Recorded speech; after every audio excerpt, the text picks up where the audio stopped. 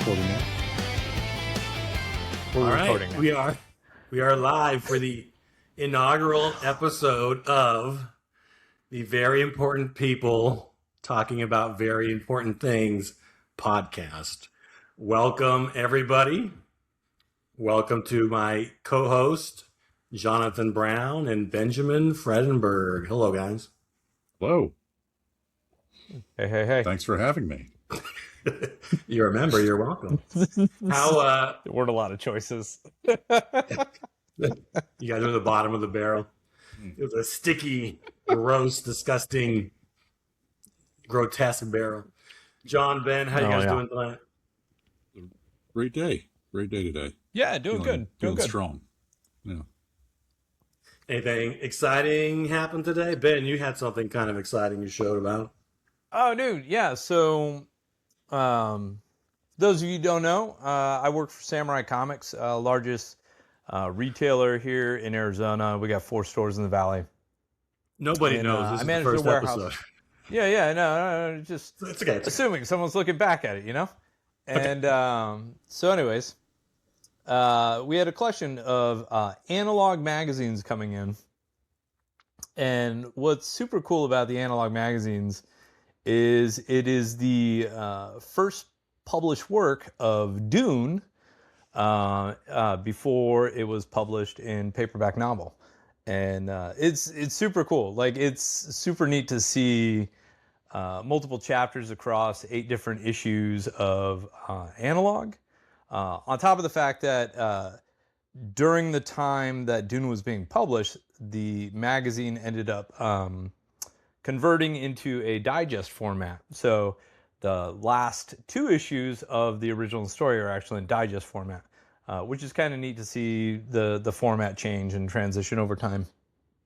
But it was really neat. And then the sandworm cover is just fantastic, and to see that translate through the different movies and stuff like that, it's a really cool throwback, and it was an absolute blast to pick up the collection. So yeah, I'm excited to get it all bagged, boarded, priced, and ready to go. It's gonna be cool. Yeah.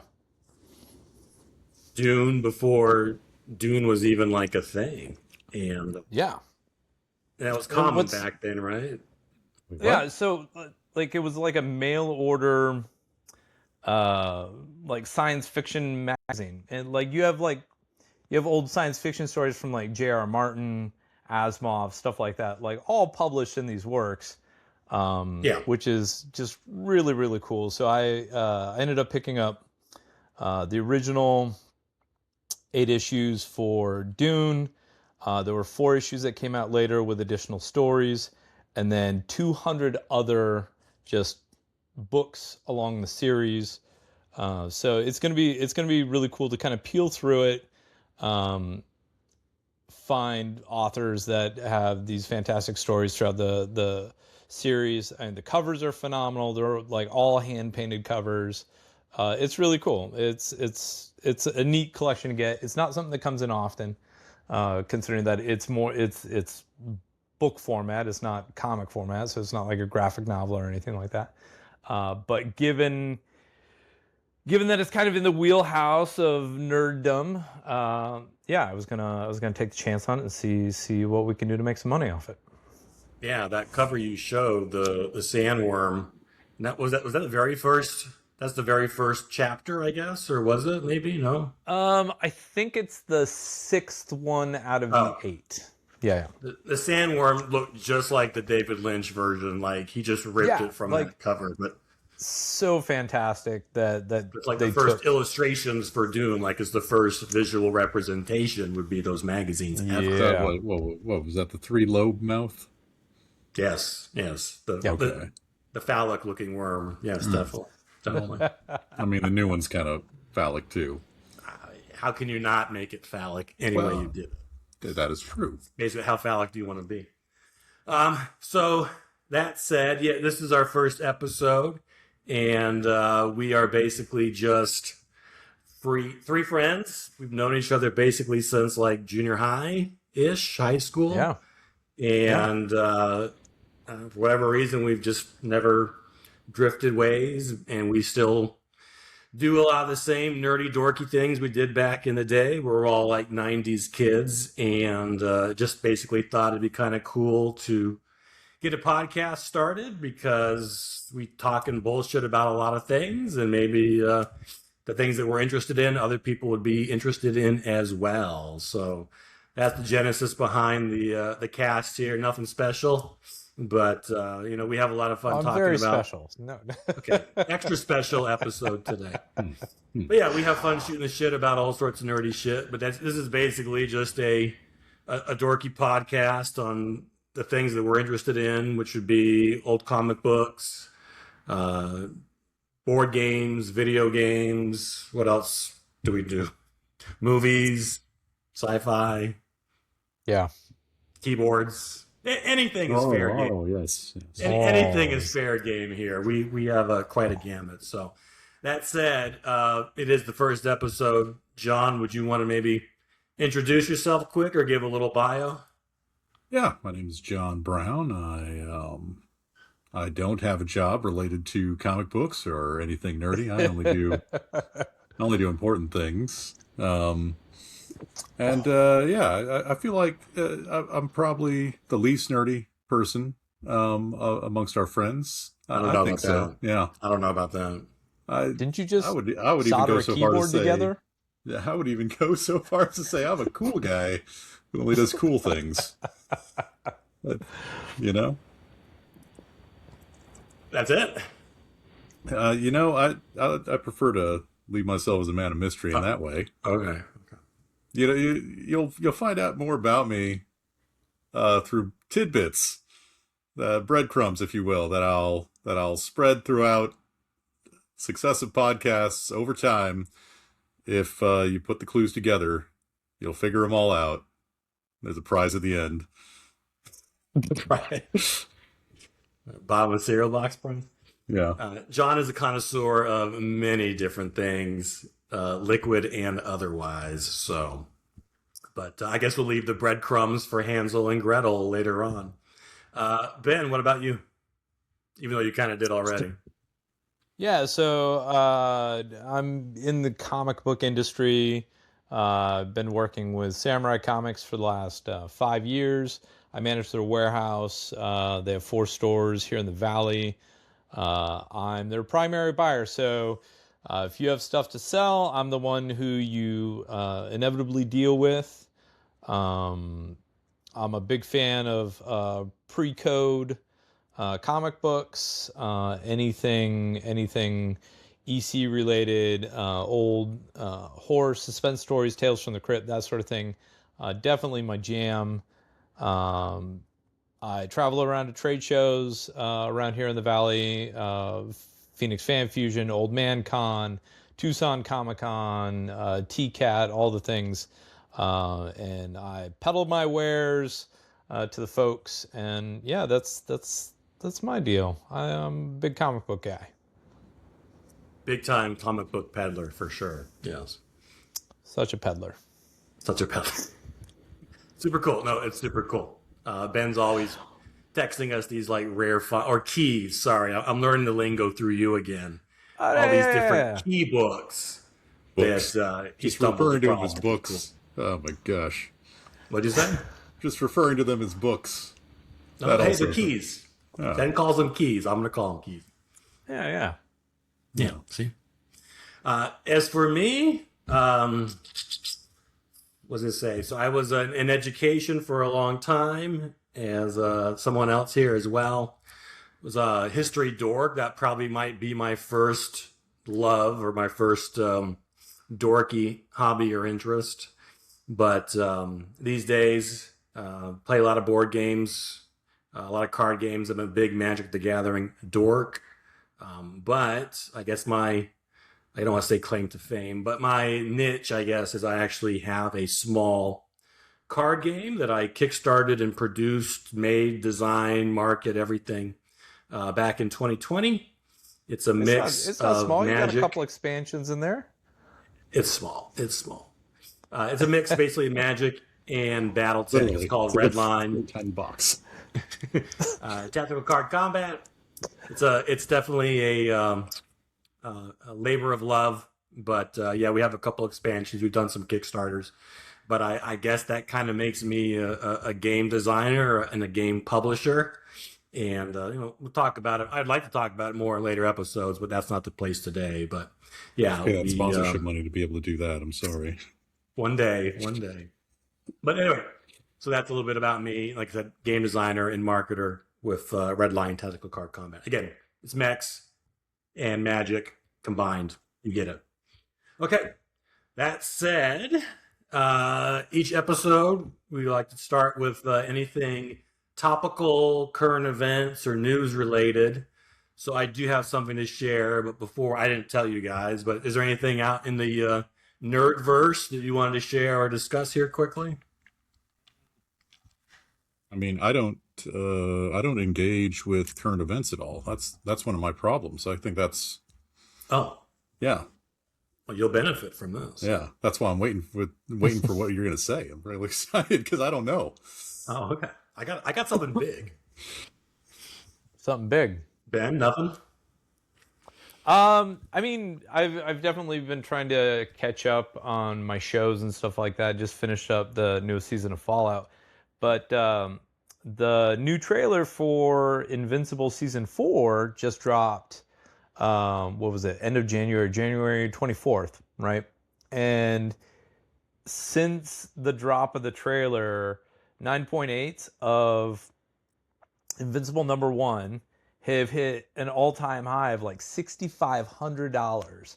Like God. absolutely insane prices for a comic book that was made in 2003. Like just absolutely bonkers. There's nothing in the last 25 years that is even close to that. And it's just wild. I'm curious if some of it's the FOMO. I mean, the series is great. The show is incredibly Show's great. incredibly Show's dedicated to the material. But I was looking at prices just today as I was going through an Invincible collection and looking at #1 prices in graded 9/8, like just absolutely wild to see. Wait a second. Did this not happen with the boys? $6,500. Huh? Did this not happen with the boys? No, not even close. Not even. I mean, there was definitely an increase in price. Like, I mean, you took a $100 book and it became $200, but I mean, $6,500 for an issue that is arguably, and this is not a dig at Corey Walker, the original artist on the first issue. Like, the book does not look like anything special, and I guarantee at the time, like, was sitting in dollar bins, and you would pass right over it as just some indie book for the time. And I mean, it is absolutely bonkers to see the price just skyrocket, just absolutely skyrocket.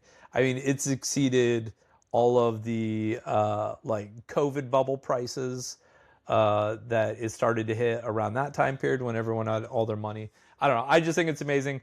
As someone who is constantly monitoring prices of books, I just think it's like out of this world. I don't know. That's me.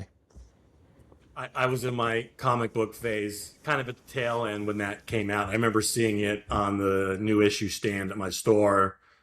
Got my interest, it's colorful, vibrant. Yeah. Didn't quite know what it was, but it did stand out. I didn't buy anything, of course, but I remember that. And you're right, Ben. It just was just another new indie book, another Image book. There's a ton of them. Yeah.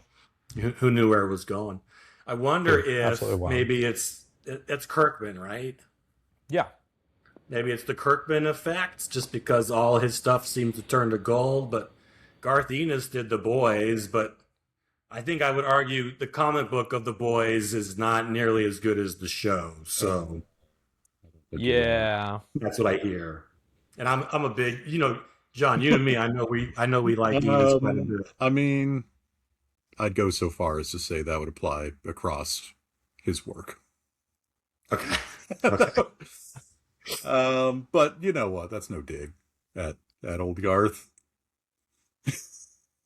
But yes, agreed. Agreed on that. My God. Right. If anyone's got an old Invincible in their closet, go talk to Ben. Yeah, He'll go set sell you it. up. Oh, dude. Yeah. Right. Yeah, happily. Or tell me My where you news. my news here real quick, and I'm sure you guys are not aware, you're out of the loop, but you should be aware. Helldivers, boys, we are invading Cyberstan as we speak. The newest expansion for Helldivers 2 came out.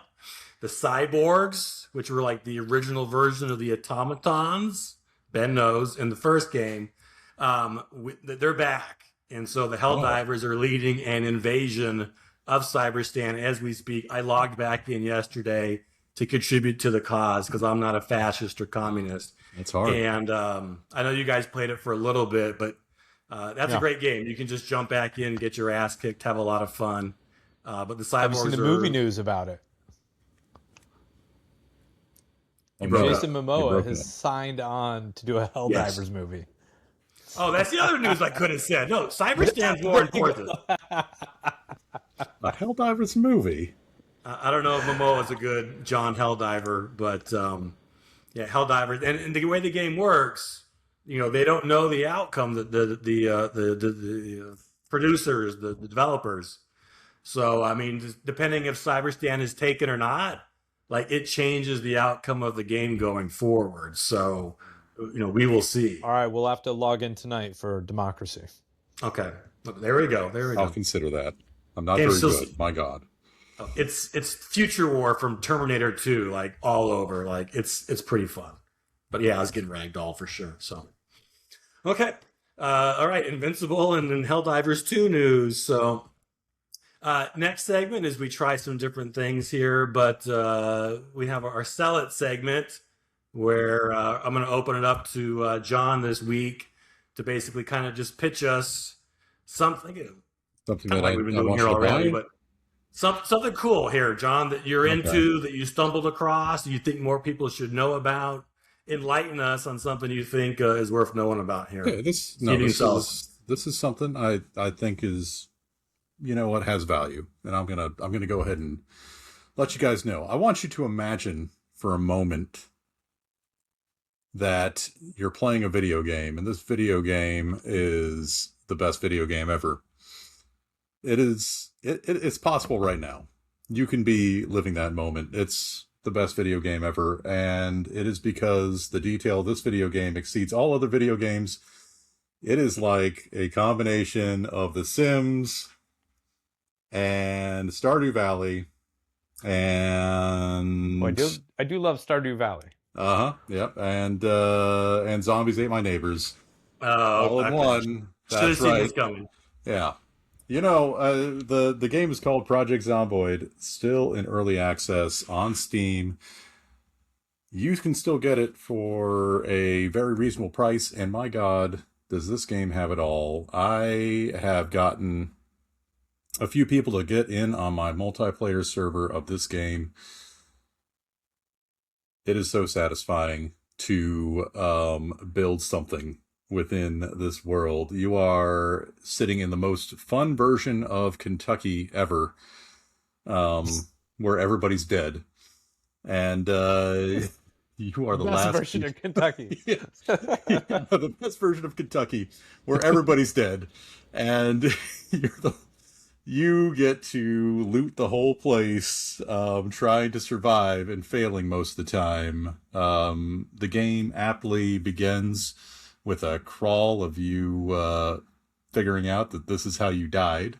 And you live out the last moments of your life trying to survive in a hellacious post-apocalyptic Kentucky. I mean, an even worse version of Kentucky than it already is. Look around. Look for cigarettes. No offense to any listeners in Kentucky. Get excited whenever you find a bag of chips because you are so hungry, and then try to wash it down with some water, but oh my gosh, that water might be tainted and you might just give yourself food poisoning because maybe you also wanted to take a bite of some raw pork or something. It's crazy. Last night I got Micah to get on there, and he's one of the brothers of Cameron here, and we got to jump him in to our zombie club. He So got do you to play find as out. zombies, or are you like humans surviving? No, you're human survivors. You are human survivors, and you are having to set up every little bit, like in a very, very detailed manner. I guess the detail is really the thing that's amazing about this game. I wanted to make some. I wanted to make some armor. Some armor. I wanted to like get some leather and make some armor and a backpack. I needed to make some leather, of which I figured out, all right, well, I can just skin a pig. I found these pigs. So I went over and I shot I shot two pigs. The third one got away because pigs are fast, apparently. I didn't know this. I'm not a farmer. I've seen very few pigs in real life. I shoot two of these pigs. The third one gets away. I take him, I put him on a butcher hook, and I skin this pig. I'm very excited about it. I get the skin, and then apparently, if you can't just use leather off a pig, you gotta soften the leather. So I had to build a softening post to soften the leather, and then I needed to find a fleshing tool because apparently you can't just skin a pig. It has flesh attached to it. It's crazy. So then I deferred and defleshed this skin. And I was like, all right, surely now I can dry this leather out and call it a day, and I can make my backpack and armor. No. Apparently, you got to tan leather, and to tan leather, you need to use the brain of the animal. And I had to look this up on YouTube because I was like, is this a thing? Are they just fucking with me? Do you actually use a brain of an animal to prepare the skin of an animal if you're making leather? And yes, brain tan is a thing that you do when you're making leather. You soak the leather. Yeah, you soak the skin in this brain, which emulsifies stuff or something. I don't know. It makes it so it's soft enough to then tan, and then you dry it, and then you can have your leather. And Are you sure this is not a 1800 simulator or like a Townsend's video game? That's what it ends up like is that yeah. And you want to know the last kick in the balls there? I put the leather up to tan, and then it started raining. It's not drying right now because it's raining too much. All right. But someday, so do you feel the amount of detail like detracts from the actual game, or like is the detail the game?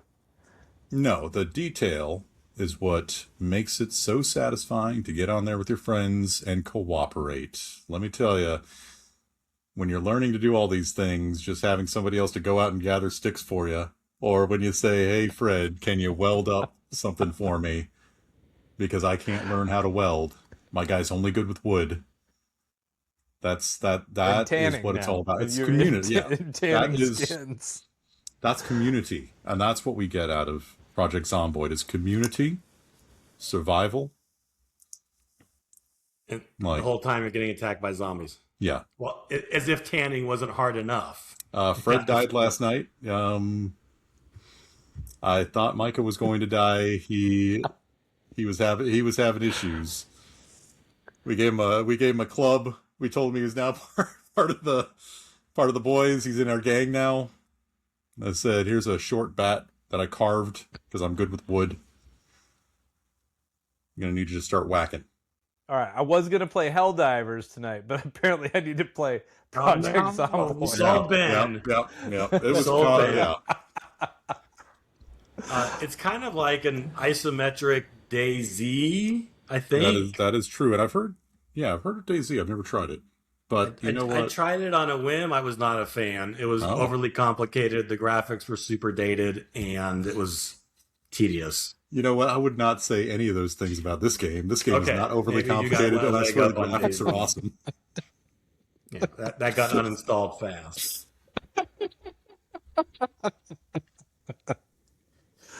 Well, I bet DayZ wasn't even set in Kentucky. That'd be crazy. I looked up a map. Might have been. It looked Kentucky. I looked up a map of Kentucky, and there was no DayZ on it. It was the same as the map of Project Zomboid. It was amazing. Well, too bad it's not on Super Nintendo. Yeah, So, it's a shame. Probably a Sega title. our major segment this episode, everyone's different, but we thought we would do something fun, break the ice a little bit, and low hanging fruit is do a draft of our favorite or slash best Super Nintendo games. Like I said, we're all 90s kids. We all grew up playing the console, and if you're listening to this, you probably did too, or you maybe, if you're not, you missed out. 90s were a blast. You missed out. But yeah, I want to talk about our, I guess, drafting some of our favorite Super Nintendo games here and see what everybody has to say. I think I might have a couple on your guys' list right now. I hope you don't take any of mine. The one thing I will say is while doing a little bit of research for this was a little bit harder than I thought it was going to be in that Research? yeah. Oh man, I knew my 5 right off the bat. The homework. I mean, there's like a couple like easy, like, my first, second, and third, like those are no brainers. But then, filling out the bottom, there's a lot of games Final Fantasy. Whoa. Ben, and Wait a second. Did I we all don't want just to leave the so same many games? games out. I bet mine are different than yours. I would bet that as well. I think John you might guys have still- bad taste, and I think mine are probably the best. Does anyone have a dice handy? A dice. Is Are that? we- I thought that was plural. It's I a usually die. do on my desk. I cleaned it today. Go figure. I Wait, don't what dice? have I one. have a lot of available. dice. I have a lot of dice. We got to roll what and type see who of goes dice first. do you need? We got to roll and see who goes first. Oh my god. No? Hang on. I mean, paper, rock, scissors doesn't translate well to podcasts. I guess neither does dice. I mean, or you could just say you go first, you go I next. got a Alright. Magic Gathering spin down counter if you want. okay, roll for but me. that's not a die. That's not a die. That's I know spin it's down a counter. that's a spin down Let's counter. be real. Dave would say that this is not random at all. Cameron, you get a 17. Ben, you get a 14, and I get a 14. I just kidding. I get an 8. So, Cameron, yeah, I guess you would go first. All right, here we go. Okay, so top 5 SNES games. Is it SNES or SNES? SNES. People say SNES. Some people do, and I'm like, who? What? That's Absolutely like calling unhinged. an AT-AT walk or an AT-AT. It's Yeah, not an AT-AT. right. It's an I hate that. AT-AT. I hate Oh, that. I was dating a gal for a while. She was real into retro games. We She we was got an into a AT&T tizzy. mother. We got into a tizzy on SNES versus SNES. She was very tall. Her legs went all the way up. One-legged. She had 4 legs. She was That's the all first legs. I heard it from when she mentioned. She attacked Hoth, then a bunch of snowtroopers jumped out of her stomach. She kept tripping and falling She falls on her face all the time. all over the place. Right in her face. Right in Her her armor's too thick.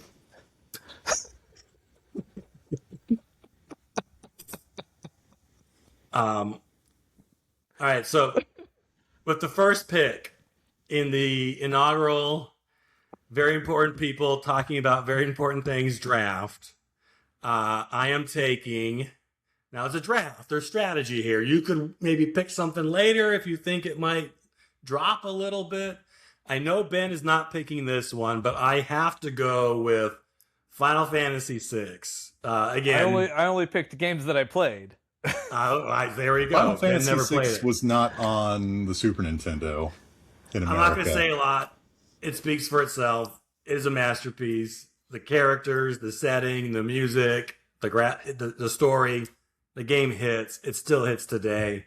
The only thing I will say is, recently Magic had that Final Fantasy set that came out, and the amazing. cards related to that game just brought back just tons of memories. Just the scenes in the game, the things that happen, the characters, all those moments, just to kind of see them again while playing that deck using those cards.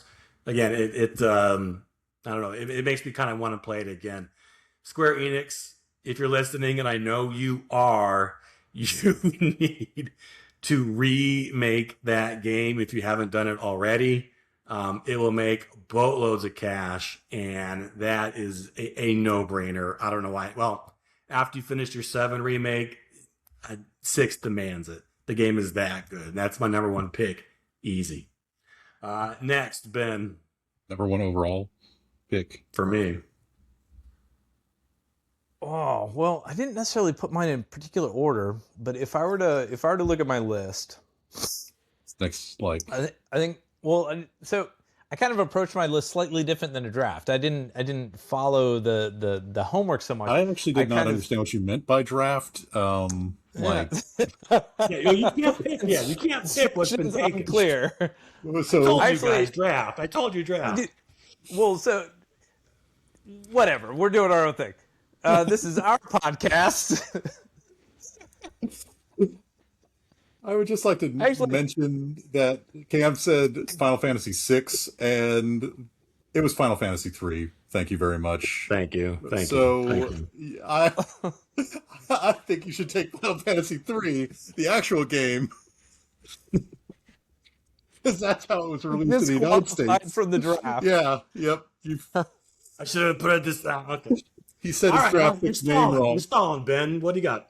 All right. I'm going to put my top pick. And like I said, when I was going through my list, I was actually looking at the different genres because I didn't want to fall into like the shtick of like picking all the Final Fantasies. And they are fantastic games. They are absolutely fantastic games. So I kind of I went through the different genres and kind of picked my favorites out of those different genres.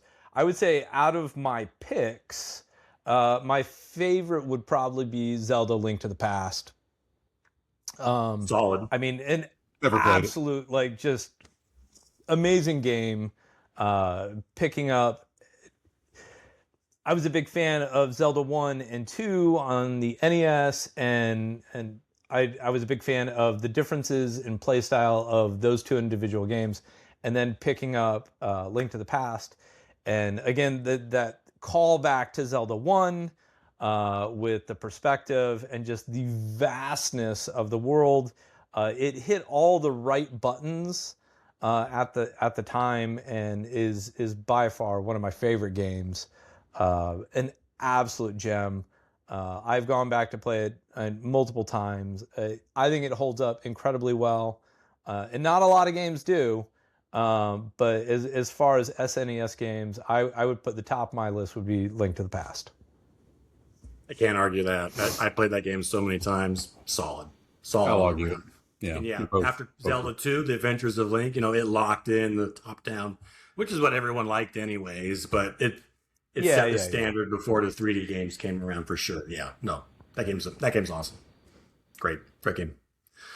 All right, John. I'm waiting for it. Here we go. Let me get an actual good game here. Good game, because never played a single Zelda game in my life. I don't play games about elves. And I played Final Fantasy III, which I liked, but not this whatever 6 is. I don't know what that is. Crazy. Stupid answers. I don't know where you guys came up with these. Let me see what we got here. Oh, good game is... All right. Aerobiz Supersonic. Shocked. I'm shocked. Number 1.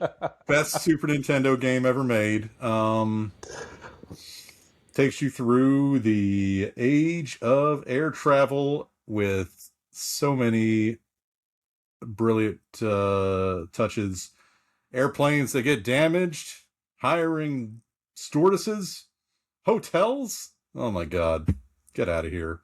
Economics on a world stage, on a world scale, that incorporates all of the major brands of airline manufacturer in there. You can buy a Tupolev if you are stupid and want to play as a Russian.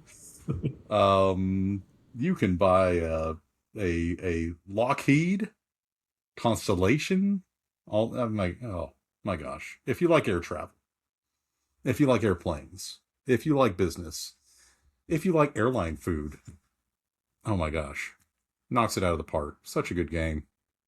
I tried to get Dan, my brother-in-law, to play it while we were on vacation, and he thought it was boring as shit, and he left me in the room.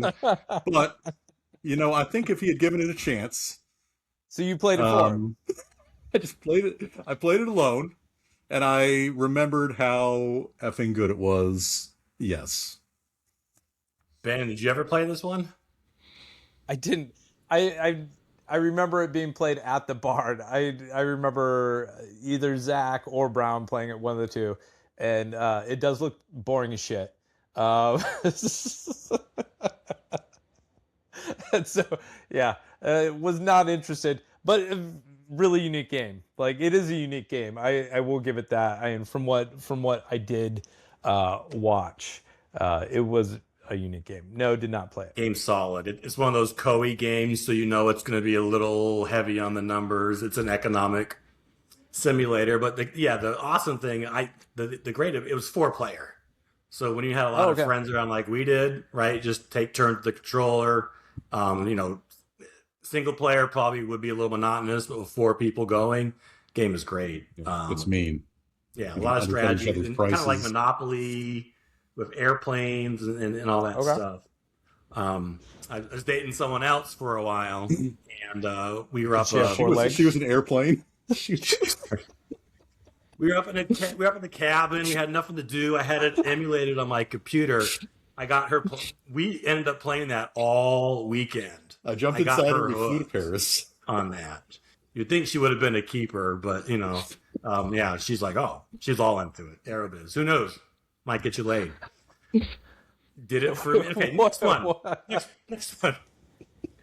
I gotta go. If I go with number 2 here, again, there's so many games, but I gotta get this one in here. I don't know if it's gonna get sniped. Maybe, I don't know, but I'm gonna go. I'm sorry. 2 for 2. Square again. I'm gonna go Secret of Mana here. So if you've never played it, it's Square Enix or Square, not Enix. I thought this was a draft. We should be snake drafting so I could steal some of yours. Oh, we should be. Oh shit, you're right. Shit. You effed it up. Right. Do you even know what a draft is, man? I didn't. Oh my gosh! All right, just do your top 5. Let's go. Okay, I'm sorry. Were you gonna take this one? It's kind of like Zelda, and it's like a top-down perspective. You're going through these different dungeons and overworld, and you're playing these different characters. But the game was pretty deep, and there was first of all, so think of it like a 3-player Zelda. And again, I had a lot of brothers growing up. This game was great because we could all play it at once. The music, outstanding. The game was so easy to play. It had this ring menu system. Think of it like the touch wheel on an iPod before that was even a thing. So real easy to go in and out of menus. There's 8 different weapons, which each gave a different fighting style to each character. You could level the weapons up, level up the magic. Great story. Instead of an airship, you flew around on this white dragon, kind of never-ending story style. Game is awesome and doesn't get probably as much love as it should. It's overshadowed by some other Enix games, but it should be in the conversation because Secret of Mana is just, it's chef's kiss. That game is awesome. Easy number 2. Okay. Running out of Enix games here. Ben, you're up next. Yeah. All right. My number 2 game, this actually came up in conversation earlier, and I was kind of surprised that it was referenced. Zombies Ate My Neighbors.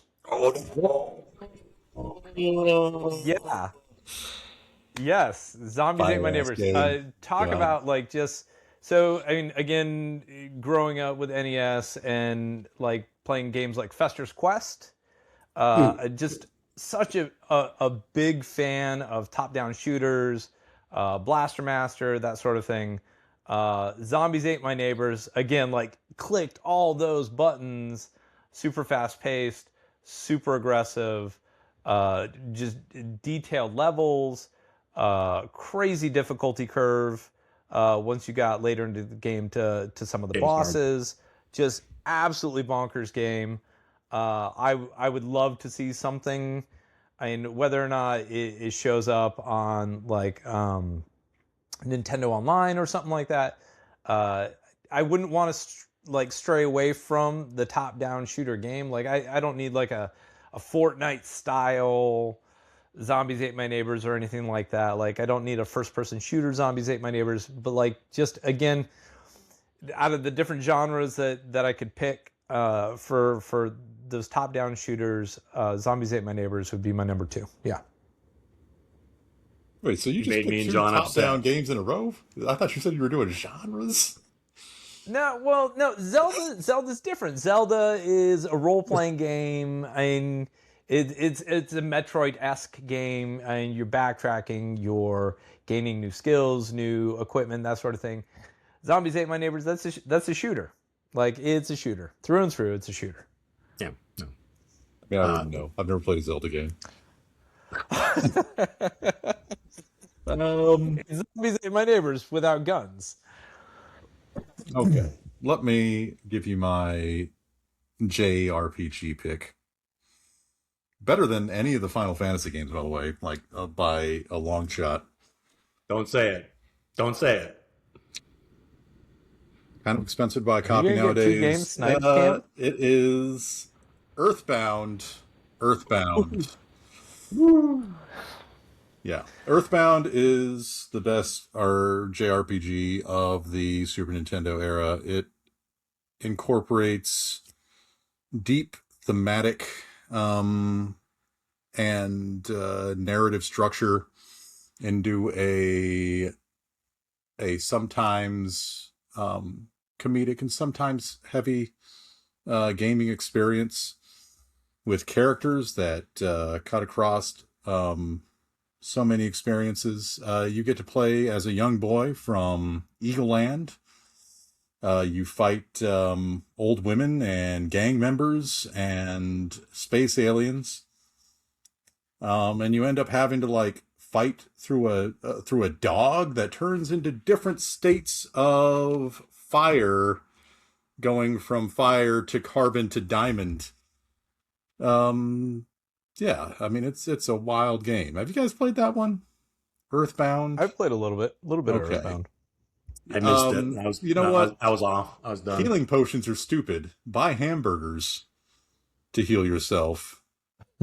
Swords, It's like dumb. Who does River that? City Ransom. Exactly. Get yourself a frying pan and a yo-yo for weapons because you're an actual kid and you like people make like they don't want to do things because you're a kid in the game. You have to like go around to different cities. You drive cars. It's a wonderful experience, and it really also shows that the settings of these things don't have to be boring. They don't have to be boring. They can be interesting places with that do remarkable things. I know the game is well loved. I was done with my Super Nintendo. It came out. It was like one of the last games I think that came out, and it was it was super popular in Japan. I think the story I think went. Zach was really big into it, wasn't he? It's possible. That sounds like just, something he would be into. I was out by then, but yeah, I know the game is well loved. I just never played it. So You get to call your dad to save the game. oh yeah, And it's charming. I know it's charming. yeah, like yeah, it's sick. The game is so good. My God. With my number 3 pick, I would like to. Ooh, I thought you were gonna snipe me there for a second, and I'm not gonna. I'm gonna hold this here for a little bit and come back to it maybe if it's still there. But I'm gonna pick something else here. I'm gonna go not with Enix anymore, but I'm gonna go with Nintendo and Super Metroid. So I know it's kind of generic. It's on everyone's top list. Yeah. No, the game is so good. Super Hear me out. Maybe it's a little. No, the game still stands up. But when that game came out, it is. when that game came out, like it just blew the socks off of everything, man. And today, it's kind of what started the whole Metroidvania thing. But I will say, it's a genre defining game. Yeah, Finding.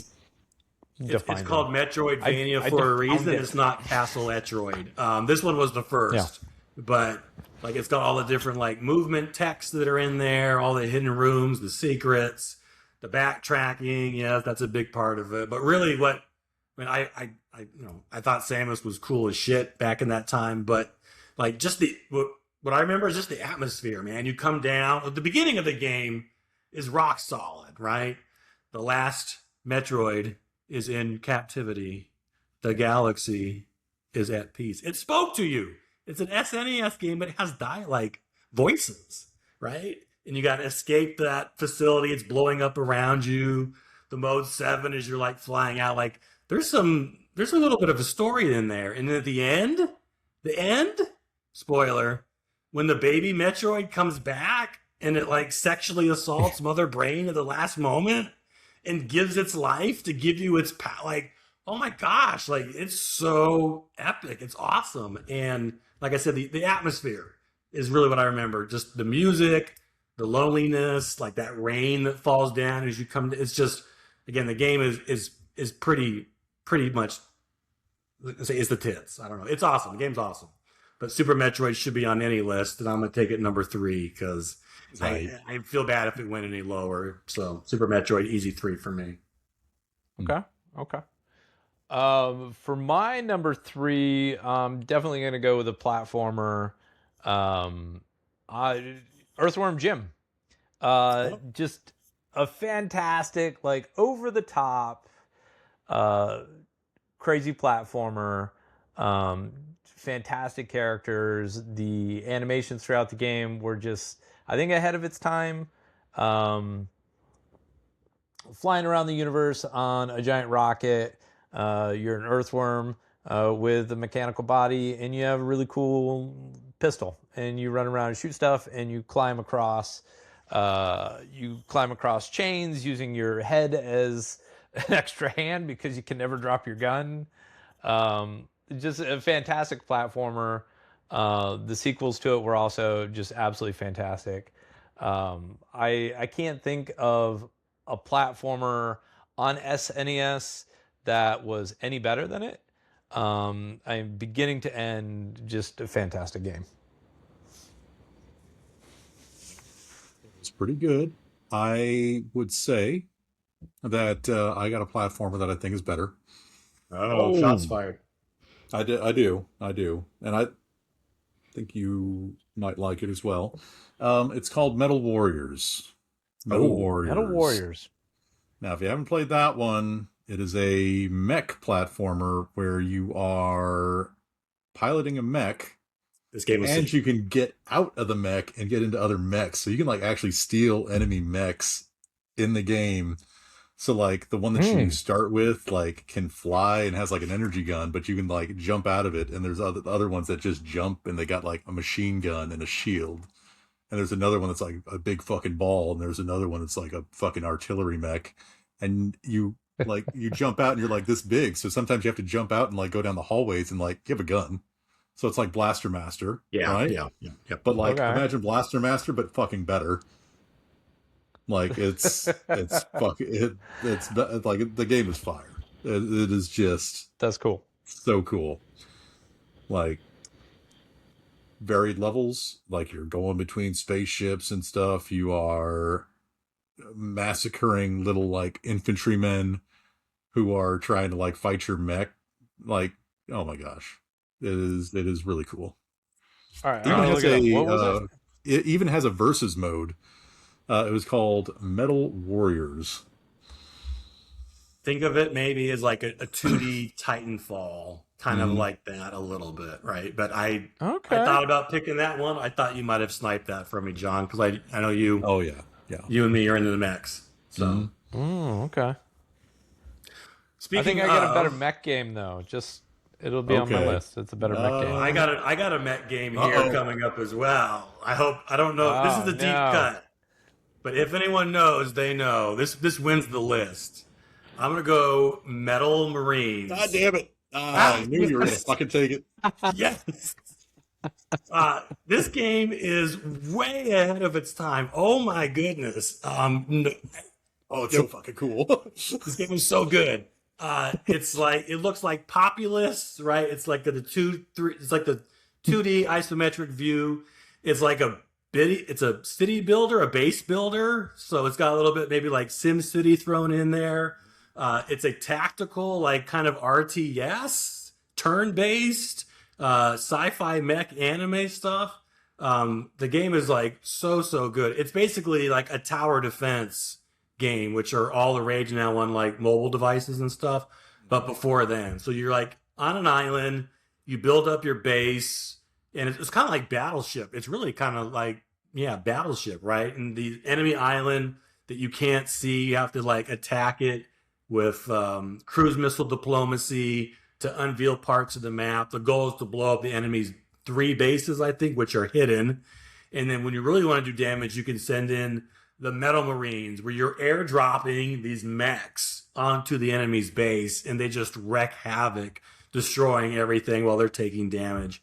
The game is super, super cool. It's pretty deep. Plays, I mean, it's simple, but like, oh man, at that time, there's nothing like it. And the game is so good. So good. Music a little monotonous, but Metal Marines, that's easy. And again, if you played it, you know that's a winner right there. Gotcha, bitch.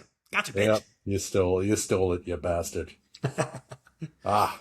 All right, Ben, you're next. All right, so my next one, I'm a big fan of like all the gimmicky peripherals and stuff like that. So I got to pick a Super Scope game. Battle Clash for the Super Scope. It's a mech shooter. So you're holding up your it's a mech shooter / fighting game. You have your Super Scope. You have an enemy on the screen who is moving in different directions, so you have to like chase them across the screen, and it's totally possible for them to get off screen, and you have to catch back up with them.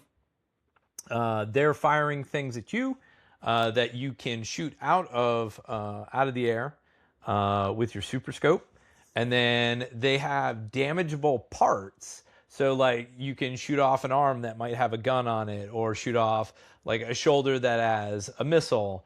And then they have weak points that like when they start to do other things, you shoot weak points and you're dropping down their hit points and stuff like that. There was a fantastic sequel to it, Metal Combat Falcon's Revenge, which added additional abilities and stuff like that you could fire off. I mean, there were maybe a dozen games on the Super Scope at all. Like, I mean, there weren't a lot. Yeah. It was super cool. I would be remiss to not like reach out to a really cool peripheral that I don't feel like got the kind of support and love that it should have, amongst a monster catalog of games for the SNES. So my next one would be Battle Clash and or Metal Combat Falcon's Revenge, because it's essentially the same game. The sequel is just, it takes what was great about the first game and just makes it better too. So there you go. My fourth pick is 2 games. I'll allow it. I remember seeing that in Nintendo Power and thought it did look cool as shit, and but never played it because it's a Super Scope game. Yeah, that's for rich people that would have Super Scopes.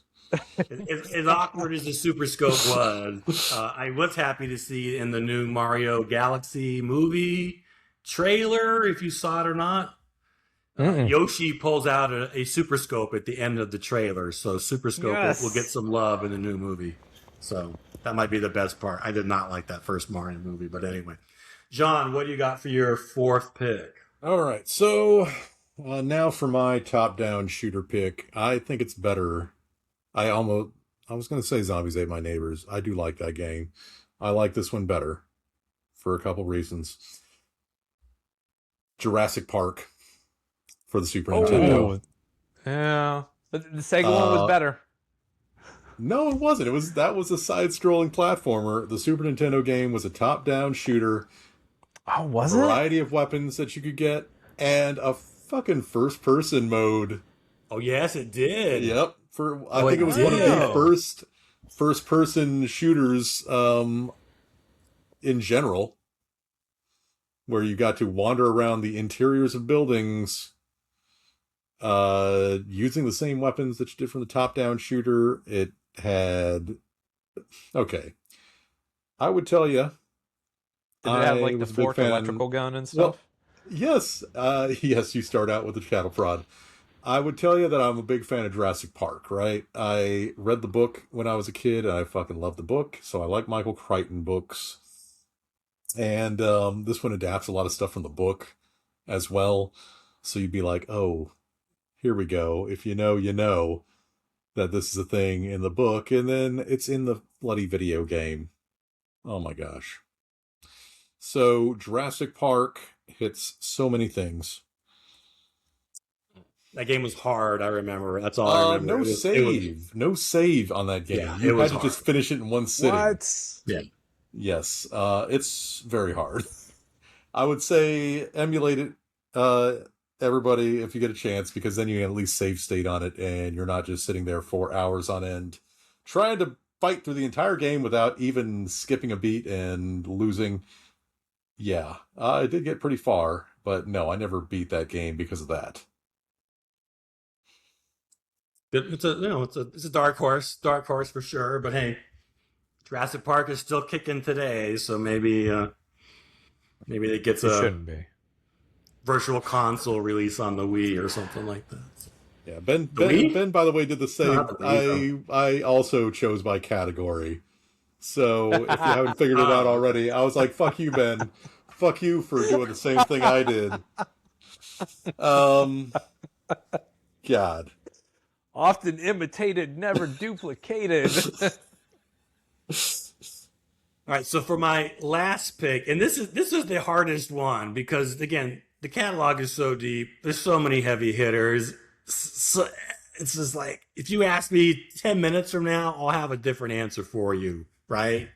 And there's a lot of games there that just ain't gonna make this cut because of personal preference. But if I'm gonna be like true to myself here, I'm gonna go. I gotta go at the moment. 5 minutes again. It'll be different later, but I'm gonna go Super Bomberman. I almost. Super. It was growing up, right? And I don't think you guys were quite around at the time, but me and the Jeff, Joseph, Vern, and stuff. Man, that was the party game. Every weekend we were spending the night at each other's house, and we would play that deep into the night for years, even. 4-player Super Bomberman. It was like at the time the best party game, hands down. Sad to see it's kind of it didn't last much longer after that. But you just running around a map and blowing bombs up and blowing each other up and talking trash. And it's pretty simple mechanics, but that game, I probably put more hours into that. There's not many games I probably haven't put more hours into. So Super Bomberman is going to get my last pick here, but that's tough. What about there's FF6? so many others. So many others. Easy, Doesn't exist. Super Bomberman. That's my final answer. I'm sticking with it. My 5th pick. Okay. I dodged a bullet or a bomb, rather. I was going to pick that. I was, again, a big fan of Bomberman on the NES. The challenge to the levels, the different creatures, all the things. My last pick is an absolute classic vehicle game. It's Pilot Wings. I absolutely loved Pilot Wings. Fucking launch game? I thought it was... Oh, dude, yeah. Whoa, you 100%. absolute madman. Dude, that game... The jetpack! Flying around on a jetpack, trying to, land on This a moving motherfucker loves platform. Mode 7, let me tell you. Dude, I Shen cannot, must have been a poor. He didn't have many games growing up. Oh, no. I had my Super Scope, though. He spent it all on the Super Scope. He had the Super Scope. Spent it all on the Super Scope. He had to make it count. Oh, come on. Pilot Wings, absolute classic game. Different modes. You're flying to get your licenses. You're skydiving and trying not to just eat the friggin' target on the ground. It was so good. Just absolute blast of a game. I love the different modes. I loved the difficulties of the different license challenges. Absolute classic game. I think you all are missing out by not having it on your list, and you should be ashamed of yourselves. But yeah, Pilot Wings will be my my last pick.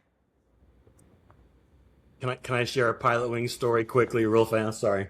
Yes, do it because you are mad you didn't have it on your list. He's like, I like? Lance. That fucking guy on Pilot Wings. Lance was a cool guy. junior high, you have to make your own fun back in the day. So DeCourcy and Joseph are friends of ours. We'd all be hanging out in like his little apartment. We had nothing to do, nothing to play. Pilot Wings. I don't know how it started, but we started this like Pilot Wings merit badge contest between the three of us. We would like make and design little merit badges for challenges we would make for Pilot Wings. Like you had to land in the center square for like the jetpack. You had to fly this level under a certain time limit. And then we would like draw, color, and cut out these little like badges we give to each other. And we would collect them and, how good we are as pilots. So again, I put hours into Pilot Wings. I got the badges to show for it. Pilot Wings is so good. I don't know if it's top You all 5. should be ashamed of yourself. That is All right, John, last one here. Last pick. hard to follow up on. Let's see here. I got okay. This is my puzzle game. I don't know if it counts as a puzzle game. Flashback Quest for the Past or whatever it is. Flashback. That or Out of This World. I kind Out of This World. Yes. Like those two were my go-tos for that. Yeah. You know what? Let's change it. I'm going to go with Out of This World. I think I like that one better of the two. Only slightly. That was the first one, yeah? Yeah. Yep. Okay.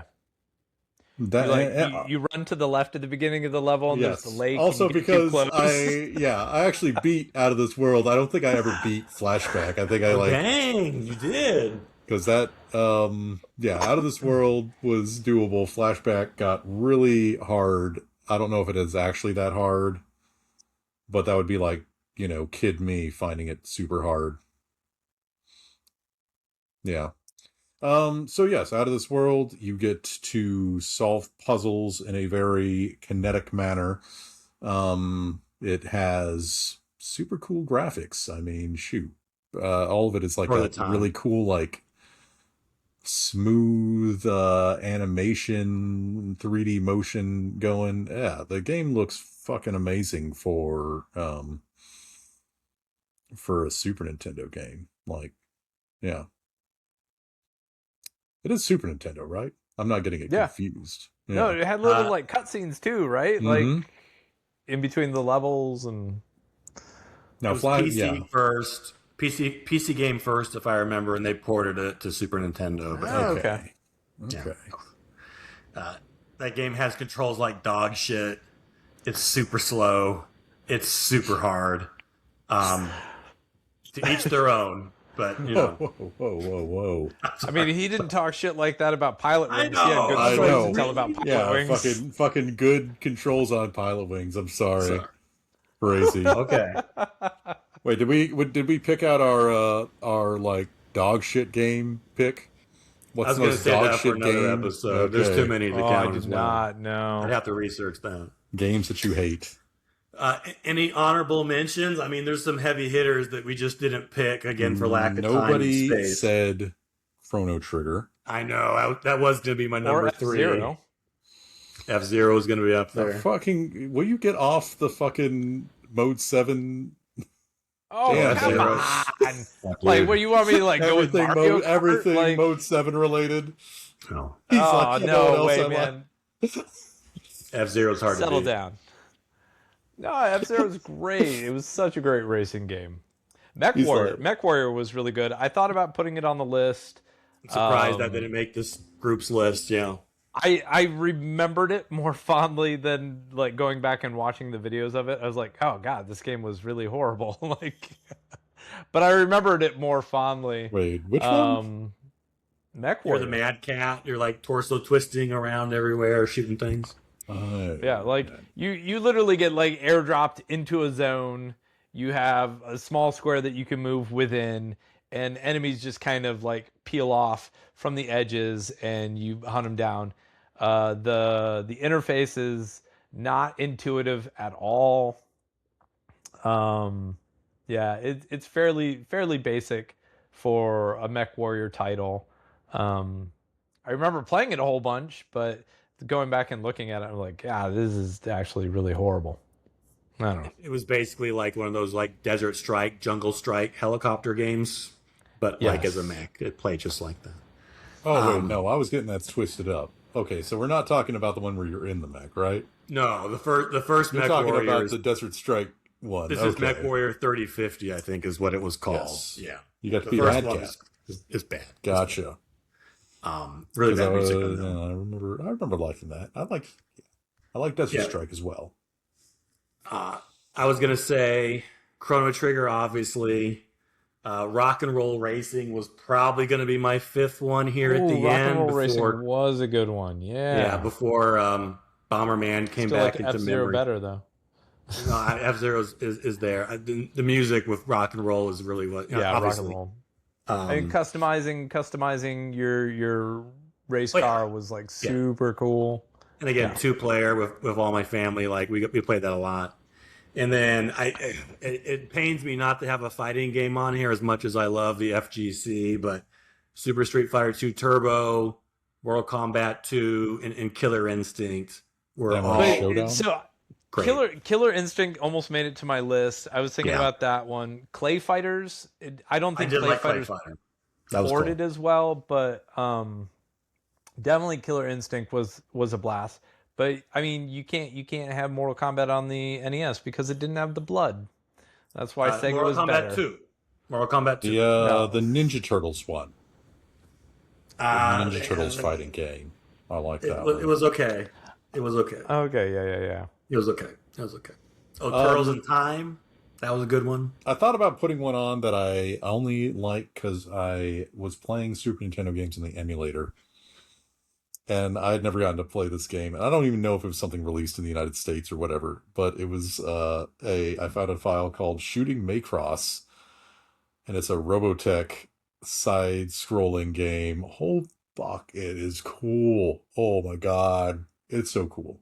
You can transform between the different modes.